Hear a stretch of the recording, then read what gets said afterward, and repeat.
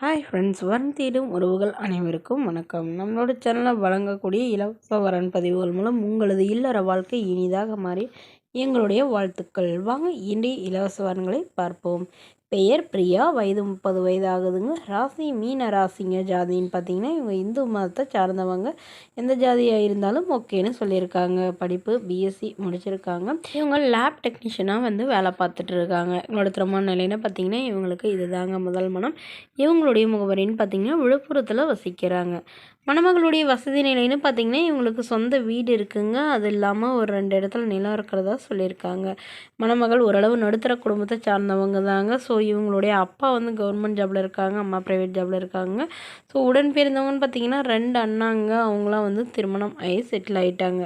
So இவங்களுக்கு இப்போ ரொம்ப வருடமாக வரன் பார்த்துட்ருக்காங்க. பட் இவங்க மனசுக்கு பிடிச்ச மாதிரியும் இவங்களுடைய ஜாதகத்துக்கு பொருந்துகிற மாதிரியும் இவங்களுக்கு நல்ல வரன் அமையலைன்னு சொல்லியிருக்காங்க. ஏன்னா இவங்க ஜாதகம் ஜோசியெல்லாம் ரொம்பவே நம்பக்கூடியவர் இவங்களுடைய அப்பாங்க. ஸோ அதனால் இவங்களுடைய ஜாதகத்திலே நாகதோஷம் இருக்கிறதாகவும், ஸோ அதனால் நாகதோஷத்தை கழிச்சிட்டு திருமணம் பண்ணுறக்கூடியவராக வந்தாலும் ஓகே தான், இல்லை நாகதோஷம் மாப்பிள்ளையே இருந்தாலும் ஓகே தான்னு சொல்லியிருக்காங்க. மேலும் தன்னுடைய பொண்ணுக்கு ஒரு 25 சவரன் நகை போடுறதாகவும், அது இல்லாமல் சீர்சனத்தெல்லாம் ஓரளவு செய்வோன்னு சொல்லியிருக்காங்க.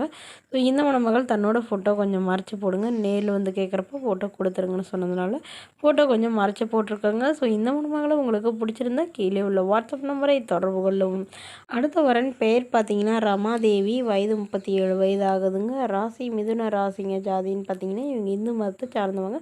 எந்த ஜாதியாக இருந்தாலும் ஓகேன்னு சொல்லியிருக்காங்க. படிப்பு 12ஆம் வகுப்பு முடிச்சிருக்காங்க. இவங்க ஆயில் மில்லுக்கு வேலைக்கு போயிட்டுருக்காங்க. உங்களோட திருமண நிலைன்னு பார்த்தீங்கன்னா செகண்ட் மேரேஜ் தாங்க. ஸோ வரக்கூடிய ஃபஸ்ட்டாக இருந்தாலும் ஓகே, செகண்டாக இருந்தாலும் ஓகேன்னு சொல்லியிருக்காங்க. இவங்களுடைய முகவரின்னு பார்த்தீங்கன்னா சேலத்தில் வசிக்கிறாங்க. மணமகளுடைய வசதி நிலைன்னு பார்த்தீங்கன்னா இவங்க ஓரளவு நடுத்தர குடும்பத்தை சார்ந்தவங்க தாங்க. சொந்த வீடு இருக்குங்க. அது இல்லாமல் நிலம் கொஞ்சம் இருக்கிறதா சொல்லியிருக்காங்க. இவங்களுக்கு 2 பெண் குழந்தைங்க. ஸோ குழந்தைங்க 2 பெண் குழந்தைங்கனாலே இவங்க விட்டுட்டு இவங்களுடைய கணவர் வேறொரு பெண்ணை திருமணம் பண்ணிக்கிட்டு தான் சொல்லியிருக்காங்க. ஸோ அதுக்கப்புறம் அப்பா அம்மா வீட்டுக்கெலாம் போகாமல் இவங்க தனிமையில் தாங்க வசிச்சிட்டு இருந்தாங்க. பட் இவங்களுக்கும் இவங்களுடைய குழந்தைகளுக்கும் இப்போ பாதுகாப்பாக இருக்கக்கூடிய அளவுக்கு மறுமணம் பண்ணிக்கிறதா முடிவு பண்ணியிருக்காங்க.